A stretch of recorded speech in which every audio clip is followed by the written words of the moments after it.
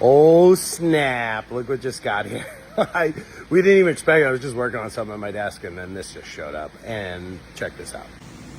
Here's the jointer, but I wanted to show you the armor glide coating. Look how cool this is. It's unbelievable. Feels just like cast iron, but it's not. Planer, belt and disc sander body. This is the shaper in this giant box. And then what we got over here? Ooh, this is the dust collector. And then check out how big this bandsaw. That's Taylor, he's 6'2". Look at how big this is. Oh my God. Damn, this thing's so big. Like, look at this. That's really crazy. Wow.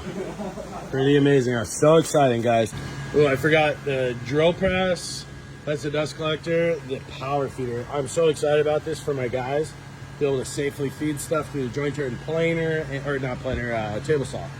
I am so excited to upgrade our production department. Well, upgrade it more.